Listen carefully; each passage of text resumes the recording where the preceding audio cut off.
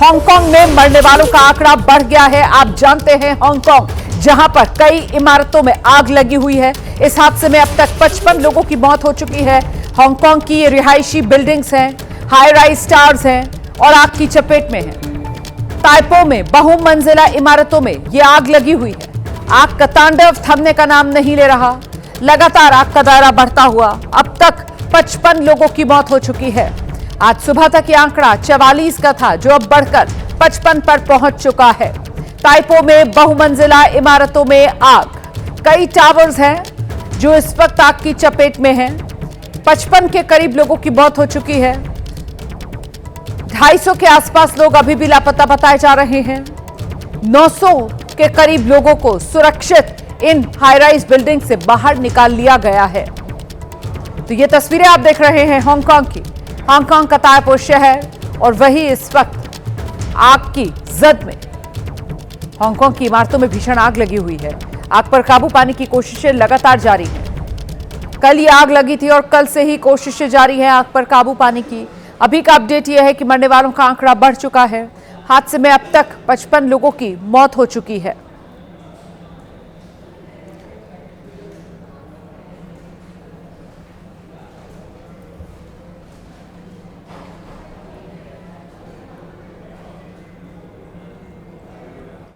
आग ने देखते ही देखते विकराल रूप ले लिया और 31 मंजिला हाई राइज अपार्टमेंट में तबाही मचा दी। 2000 फ्लैटों वाले इस टावर में अचानक उठी आग की लपटों ने देखते ही देखते कई इमारतों को अपनी चपेट में ले लिया। आग की लपटें और धुएं का गुबार कई किलोमीटर दूर से साफ दिखाई दे रहा है। वांग फुक कोर्ट नाम की हाई राइज अपार्टमेंट में दहशत फैल गई। 700 से ज्यादा फायर फाइटर्स को आग बुझाने के काम में लगाया गया। तस्वीरों में देख सकते हैं, हाइड्रोलिक सीढ़ियों के जरिए आग पर पानी की बौछारें डाली जा रही है। सोशल मीडिया पर घटना के वीडियो तेजी से वायरल हो रहे हैं, जिनमें आग की लपटें और गहरा धुआं साफ दिखाई दे रहा है। इमारतों से 90% लोगों को सुरक्षित निकाल लिया गया है। वहीं हांगकांग प्रशासन ने प्रभावित लोगों के लिए हेल्पलाइन नंबर भी जारी किया है। हादसे के बाद टाइपो हाईवे के एक हिस्से को बंद करना पड़ा और कई बस रूटों को डाइवर्ट किया गया। आसपास के लोगों को घरों में ही रहने की सलाह दी गई है। हांगकांग प्रशासन ने हादसे की जांच के आदेश दे दिए हैं। माना जा रहा है कि मरने वालों की संख्या और बढ़ सकती है। उधर अमेरिका के वर्जीनिया में रोंगटे खड़े कर देने वाला एक हादसा हुआ है। यहां पर एक गैस टैंकर बेकाबू होकर सड़क किनारे मौजूद रेलिंग से टकराया और उसके बाद जोरदार धमाका, जिससे आसपास पूरे इलाके में हड़कंप मचा है। सबसे हैरानी की बात तो ये रही कि इस हादसे में गैस टैंकर का ड्राइवर बाल बाल बच गया। जलते हुए गैस टैंकर से उसे बाहर निकलता देख लोग हैरत में पड़ गए। तो ये हादसा वर्जीनिया के बेहद व्यस्त माने जाने वाले एक्सप्रेसवे पर हुआ। तेज रफ्तार गाड़ियों के बीच ये गैस टैंकर पूरी रफ्तार से दौड़ रहा था। अचानक से रफ्तार का कहर, ये टैंकर बेकाबू हुआ, सड़क किनारे जो रेलिंग लगी हुई थी उससे टकराया और इसके बाद तेज धमाके के साथ टैंकर आग की लपटों में घिर गया। इस हादसे में टैंकर जलकर खाक हो गया, लेकिन ड्राइवर जिंदा बच गया है, जिसे पुलिस ने लापरवाही से ड्राइविंग करने के मामले में गिरफ्तार भी कर लिया।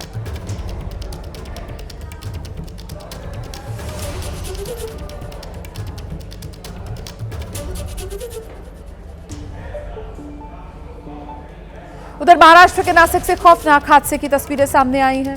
3 साल का बच्चा अपने घर की पहली मंजिल से नीचे गिर गया। इस हादसे में बच्चा गंभीर रूप से जख्मी हुआ है। हादसे की तस्वीर सीसीटीवी में कैद हो गई है। तस्वीरें मैं आपको दिखा देती हूँ। ये बच्चा नीचे जा रहे 2 बच्चों को देखने की कोशिश कर रहा है और इसी कोशिश में ये बच्चा अपने ही घर की पहली मंजिल पर लगी रेलिंग पर झुकता है, बैलेंस बिगड़ता है और सीधे नीचे आकर गिरता है। यह हादसा गंगापुर रोड पर मौजूद सहदेव नगर इलाके में हुआ, जहां पर पहली मंजिल से गिरने की वजह से बच्चे के सिर में गंभीर चोट आई है। बच्चे का इलाज फिलहाल जारी है।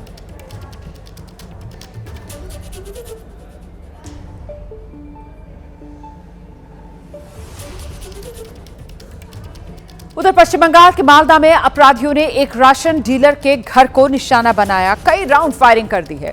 यह विवाद राशन की डीलरशिप से जुड़ा हुआ बताया जा रहा है। मालदा के कलियाचक में पिछले कुछ दिनों में एक के बाद एक गोलीबारी सुरक्षा पर गंभीर सवाल खड़े कर दिए। इससे पहले भी मंगलवार सुबह सुबह इंग्लिश बाजार पुलिस स्टेशन इलाके में एक व्यापारी की खून से लथपथ लाश मिली थी। आरोपी व्यापारी को किडनैप किया गया और फिर गोली मारकर हत्या कर दी गई। उसी रात यहां कलियाचक के जलालपुर इलाके में एक पापड़ बेचने वाले की गोली मारकर हत्या की गई। कई मर्डर्स के बाद इलाके में तनाव पसरा है। इसी को देखते हुए भारी संख्या में सुरक्षा बल यहां तैनात कर दिए गए हैं।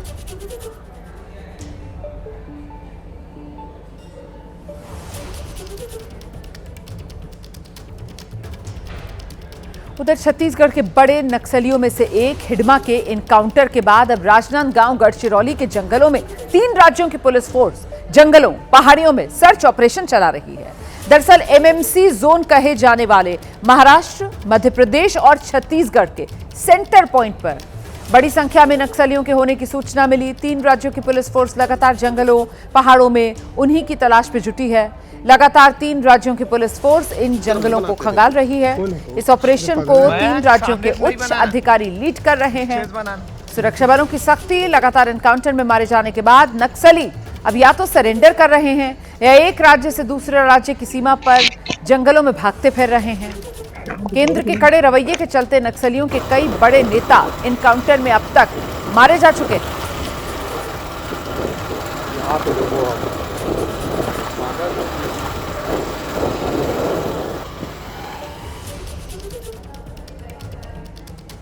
उधर बिहार की राजधानी पटना में नई सरकार के गठन के बाद अब प्रशासन फुल एक्शन मोड में आ गया है, जिसके तहत प्रशासन ने अतिक्रमण हटाओ अभियान चलाया है। प्रशासन के इस कदम से भू माफिया के बीच अफरा तफरी मची हुई है।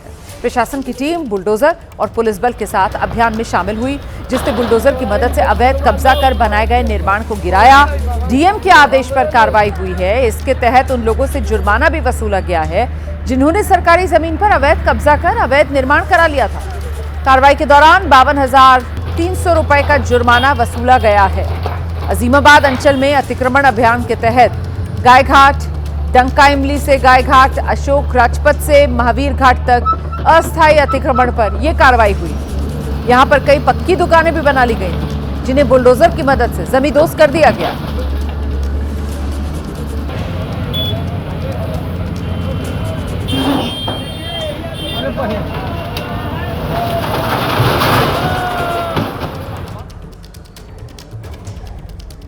उधर तेलंगाना के महबूब नगर में एक टैंकर और लॉरी के बीच जोरदार भिड़ंत हुई है। इस हादसे में टैंकर के ड्राइवर की जिंदा जलकर मौत हो गई। यह हादसा नेशनल हाईवे 167 पर हुआ है। जानकारी के मुताबिक विपरीत दिशा से आ रहे दोनों वाहनों की रफ्तार काफी तेज थी। इसी वजह से आमने सामने की टक्कर हो गई।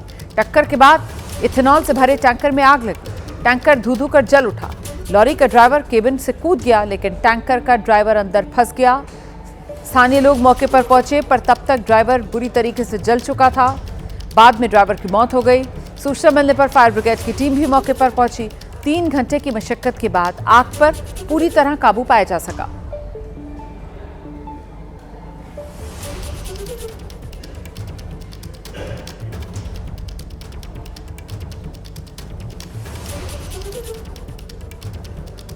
दिल्ली पुलिस ने ऑपरेशन साइबर हॉक के तहत बड़े गैंग का पर्दाफाश किया है। करोलबाग पुलिस ने एक गैर कानूनी मोबाइल मैन्युफैक्चरिंग यूनिट का भंडा फोड़कर 5 आरोपियों को गिरफ्तार किया है। आरोपी IMEI में छेड़छाड़ और मोबाइल असेंबलिंग से गलत काम को अंजाम दे रहे थे। उनके पास से 1800 से ज्यादा कीपैड वाला मोबाइल फोन, स्मार्टफोन्स बरामद हुए हैं। IMEI बदलने में इस्तेमाल होने वाला लैपटॉप और एक सॉफ्टवेयर भी आरोपियों के पास से मिला है। ये पुराने मोबाइल मदरबोर्ड खरीद कर नए बॉडी पार्ट से मोबाइल तैयार कर देते थे। इनके ठिकाने से हजारों mobile body parts, printed IMEI labels और स्कैनर्स बरामद हुए हैं। गैंग का पर्दाफाश से चीन से मंगाए गए पार्ट्स और स्थानीय बाजार में अवैध बिक्री का बड़ा खुलासा हुआ। ये जो रैकेट है वो करीब 2 साल से गुप्त रूप से चल रहा था। दिल्ली पुलिस आरोपियों से पूछताछ कर उनके और सहयोगियों का पता लगाने में अब जुटी है।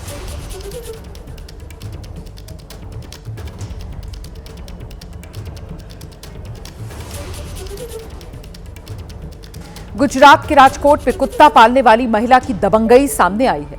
इसके कुत्ते ने पड़ोसी महिला पर हमला कर दिया था और जब महिला ने इसका विरोध किया तो आरोपी महिला ने पीड़ित महिला को ही थप्पड़ जड़ दिए। वहीं कुत्ता पालने वाली इस दबंग महिला की करतूत अपार्टमेंट में लगे CCTV में कैद हुई। ये मामला कोठारिया इलाके में मौजूद सुरभि पॉसिबल सोसाइटी का है, जिसमें साफ दिख रहा है कि महिला कॉरिडोर में आती है, तभी एक युवक पालतू कुत्ता लेकर सीढ़ी से ऊपर आता है। युवक ने कुत्ते का पट्टा छोड़ा, जिसके बाद पालतू कुत्ता महिला पर झपट पड़ा, जिस पर महिला ने नाराजगी दिखाई तो कुत्ता पालने वाली महिला ने उसे ही थप्पड़ जड़ दिया। जिस महिला को पहले कुत्ते ने काटा और उसे थप्पड़ भी मारा गया, उसका नाम किरण बेन है, जबकि जिस महिला ने उसे थप्पड़ मारा उसका नाम पारुल गोस्वामी। ये वीडियो सामने आने के बाद अब लोगों का गुस्सा पारुल गोस्वामी पर फूटता दिख रहा है। लोग आरोपी महिला पर कार्रवाई की मांग कर रहे हैं।